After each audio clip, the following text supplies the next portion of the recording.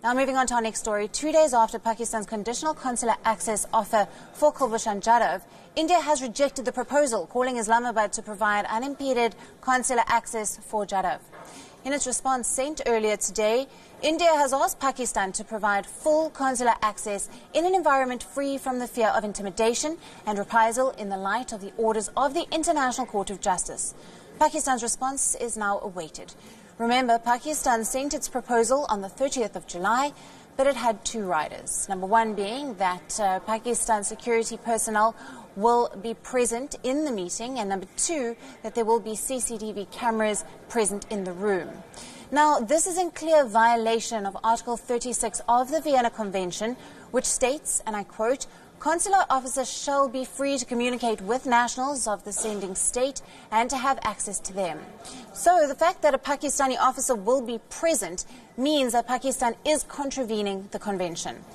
Now, the meeting, as proposed by Pakistan, will not take place for now.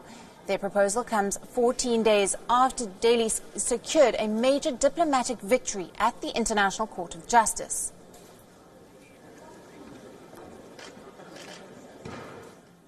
Our principal diplomatic correspondent, Siddhant Sibbal, joins us live from the newsroom now. Good afternoon to you, Siddhant. So India has refused Pakistan conditional access. What do you think will be Pakistan's reply to this?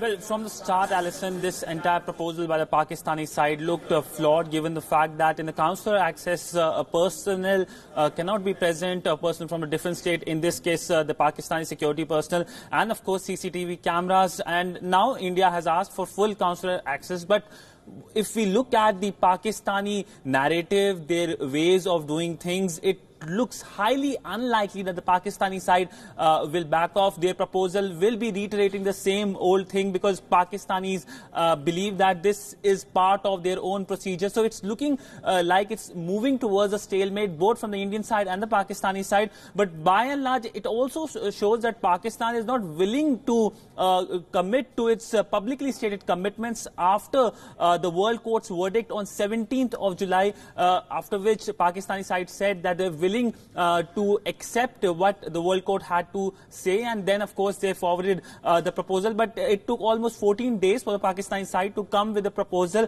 and now it has been rejected because it was a partial consular access only. Now the Indian side is hoping that Islamabad will allow full access, but it looks highly unlikely given the game plan of Pakistan. And also Pakistan, we know, is using Kulbhushan Jadhav for their own domestic propaganda, so it's highly unlikely that Pakistan is going to change its stand or its entire proposal which they gave to New Delhi.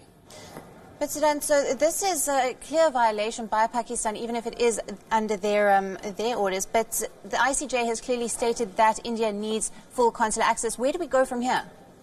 Well, ICJ's verdict was a big win for India, big diplomatic win for India, and it was up to Islamabad to make sure that the verdict is followed by their side by providing full consular access. But their own game plan was to make sure that full consular access is not given the fact that when the meeting happens between the Indian diplomat and Kulbhushan Jadhav, a lot of things will be given in details by Kulbhushan Jadhav that can put Islamabad in a very tight spot. So that is why Islamabad is not very keen to provide consular access, but also shows that Pakistan, as I've told you, is using Kulbhushan Jadhav for their own domestic propaganda.